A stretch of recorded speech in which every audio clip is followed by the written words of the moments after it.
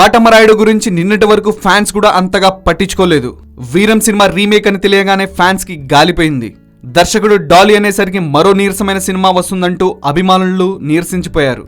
మామూలుగా పోస్టర్ తోనే పవన్ కళ్యాణ్ సినిమాకి క్రేజ్ వచ్చేస్తుంది. అలాంటిది ఎన్ని పోస్టర్లు వదిలినా ఈ చిత్రం ఎక్సైట్ చేయలేదు. చుట్టి పారేస్తున్నారట అనే టాక్ వల్ల ట్రేడ్ లోనూ ఈ సినిమా విషయంలో కదలిక లేదు. దీనిపై పవన్ కళ్యాణ్ గత చిత్రం సర్దార్ గబ్బర్ సింగ్ ఎఫెక్ట్ తీవ్రంగా కనిపిస్తూ వచ్చింది. అయితే 30 సెకండ్లలో సీన్ అంతా రివర్స్ అయిపోయింది. ఇప్పుడు ఈ చిత్రంపై అంచనాలు తారాస్థాయిలో ఉన్నాయి.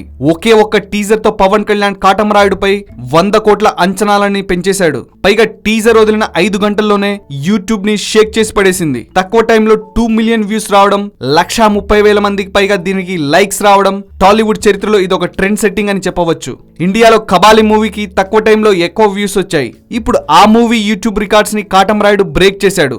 సౌత్ ఇండియాలో ఫాస్టెస్ట్ 2 మిలియన్ వ్యూస్ గా యూట్యూబ్ హిస్టరీలో రికార్డ్స్ ఎక్కింది. చిరంజీవి కొట్టిన 100 కోట్ల షేర్ పవన్ కొట్టడానికి త్రివిక్రమ్ సినిమా వచ్చే వరకు ఆగాల్సిందే అనుకున్నారు. కానీ కాటమరాయుడు టీజర్ చూసి సినిమా అంతా ఇలాగుంటే 100 కోట్లు ఆఫ్టర్ ఆల్ అనేస్తున్నారు అభిమానులు. పవన్ కళ్యాణ్ స్క్రీన్ ప్రెజెన్స్, కాటమరాయుడుగా తన పవర్ఫుల్ లుక్ చూసి ఫ్యాన్స్ పండగ చేసుకుంటున్నారు.